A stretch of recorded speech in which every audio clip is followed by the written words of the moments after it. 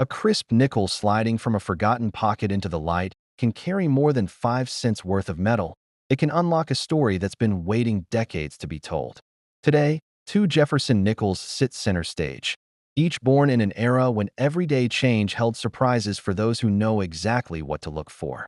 One hails from 1986, a year when mint errors and subtle varieties turned a routine design into a mini treasure hunt.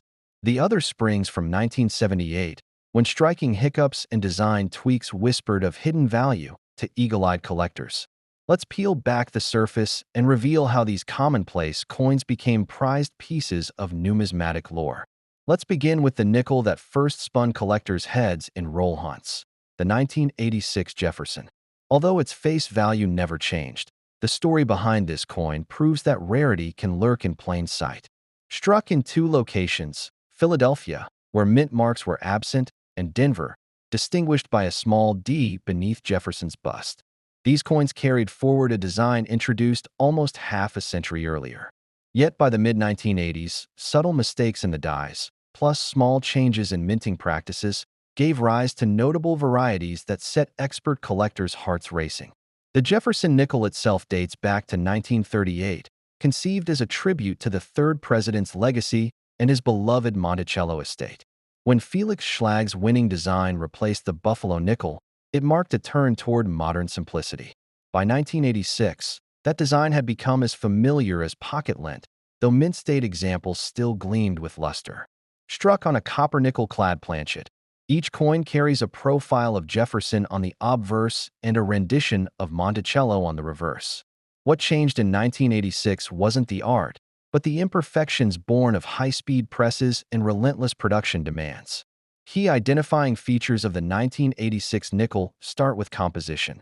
3 layers of copper-nickel sandwiching a pure copper core, weighing exactly 5 grams.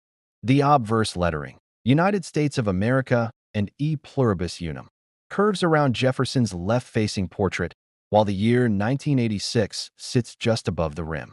Flip it over, and you'll spot Schlag's Monticello with Monticello Indiana Virov/V etched below. On Denver issues, the D mint mark appears with almost mischievous subtlety. But it is the minute deviations, the doubling of letters, misaligned strikes, or overpolished dies that tell the tale of rarity. What elevates the 1986 nickel from pocket change to collector's item are those very anomalies. One of the most sought after is the double die obverse. On certain Philadelphia-struck examples, the date and legends exhibit a faint but unmistakable doubling, making the numerals appear to shadow themselves. Only a few hundred of these double die pieces are known, and many still lurk unrecognized in old collections. Another prized variety is the full steps, FS, nickel, a designation used when all 7 horizontal steps of Monticello's rear are sharply struck and fully separated. While most circulation strikes display only partial step definition, the FSFS variety from Denver boasts perfectly detailed tiers under magnification. Auction records confirm just how much value these quirks can add. Recently, a Denver FSFS graded MS-67 sold for nearly $600 in a specialist sale, while a Philadelphia double die example in MS-65 fetched close to $1,200 against estimates of $800 to $1,000. Even error coins with off-center strikes, where the design is shifted so that part of Monticello or Jefferson wanders into the rim, have drawn bids exceeding $300 at regional auctions. In contrast, a typical circulation strike commands just face value or $1 or $2 for slightly worn examples. For those who prefer hard numbers, here's a quick rundown of typical values in today's market. Circulated grades, good to very fine, trade at around 5 to 15 cents over face, while high-end uncirculated, MS-60 to 63, hover between $2 and $5. As you climb into MS-64 to 66 territory, prices can leap to $10 to $50, depending on eye appeal and strike quality. Coins graded MS-67 and above, especially with error or variety distinctions, can fetch anywhere from $200 to well over $1,000 at auction. Proof coins, struck separately for collectors with deeply mirrored fields, also show up occasionally. A proof 1986, PR69 brought over $150 in a recent sale. Some of the most entertaining stories involve collectors who stumbled onto these rarities by sheer accident. One Florida teacher recounted pulling a gilt-toned FSFS from a box of hundreds, nearly discarding it until a passing glance at the steps revealed something magical. Another collector in Ohio described spotting the doubled legend on an otherwise unremarkable nickel during a routine grading session. That single find funded a summer family vacation. These tales underscore the thrill of the hunt and why even seasoned numismatists keep a loupe on their desk at all times. Condition remains king when it comes to value variations. A mildly circulated Denver nickel with all steps visible might sell for $5, whereas that same die variety marred by scratches and rim nicks drops back toward face value. Full red luster and sharp strikes bring premium, while porous surfaces or bag marks subtract from final grades. Even the presence of toning, those swirling hues of gold, blue, and purple that develop over time, can swing values dramatically, depending on whether collectors find the patina attractive or distracting. Proof versions deserve their own spotlight among condition variants. Struck on specially polished planchets at the San Francisco Mint, Proof 1986. Nickels display razor-sharp details and deep mirrors. Some proofs accidentally slipped through the presses on business strike planchets, giving rise to proof in business strike, errors that spark feverish bidding. A PR68 Cameo example sold for $220 after an anonymous bid surfaced at the March Fund show, proving that even collector edition pieces carry surprises. Pulling all these threads together, the 1986 Jefferson nickel stands out as a prime example of how routine coins evolve into prized collectibles through minuscule die variations and production quirks. Whether you're eyeballing a roll from the bank or examining a family heirloom, that unassuming nickel might hold unexpected treasure. Keep your tools ready: a loupe, soft gloves, sturdy gloves to protect surfaces, and a keen eye for detail. And what seems like a simple coin could rewrite your collecting story. With the secrets of the 1986 nickel now unveiled, our next stop is the 1978 issue. It offers its own cast of errors, varieties, and hidden gems that have turned collectors' whispers into outright excitement. Stay tuned as we journey back nearly a decade earlier to uncover how a coin from a year steeped in design shifts and minting experiments became every bit as compelling as its 1986 successor. As we shift our focus to the 1978 Jefferson nickel, a coin often overlooked by casual spenders but treasured by seasoned numismatists, the story takes us back to an era of minting experimentation and subtle design tweaks. The 1978 piece doesn't shout its value at first glance. Instead, it quietly hints at hidden variations and minting anomalies that can send collector hearts racing. From its birth in two distinct facilities to the chance errors that slipped through quality control, this nickel exemplifies how small differences can transform everyday change into prized numismatic finds. The tale of the 1978 Jefferson begins with a U.S. Mint eager to meet growing coin demand without sacrificing quality.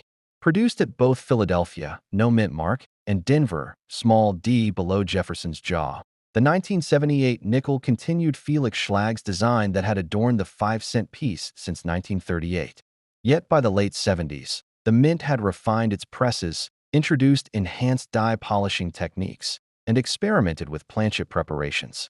These adjustments aimed for sharper strikes and more consistent fields, but they also opened the door to new varieties and errors when dies became over-polished or planchets slightly misaligned.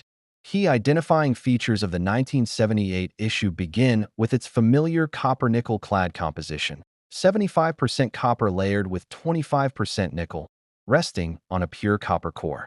Jefferson's portrait faces left on the obverse, framed by United States of America and E Pluribus Unum, with the date 1978 clearly stamped. On the reverse, Monticello sits front and center, denomination and motto arranged above and below. Despite this uniform appearance, subtle clues reveal the coin's origin and potential rarity. Look closely for the tiny mint mark on Denver examples. Note the sharpness of the details around the steps, and inspect the fields for any stray die chips or raised lines. What makes the 1978 Jefferson so captivating to collectors are the varieties and mistakes that slipped past mint inspectors. One of the most sought after is the 1978 D double die obverse, where the date and lettering appear faintly duplicated. That ghostly afterimage becomes visible under 5x magnification. Though fewer than 200 of these have surfaced, each commands a premium at auctions. Another intriguing variant is the repunched mint mark, RPM, where the D was stamped more than once, leaving a slight shadow or notch at its base. RPM enthusiasts prize these subtle mint mark shifts because they reveal the manual nature of minting operations at the time. Auction records confirm the premiums these quirks can bring.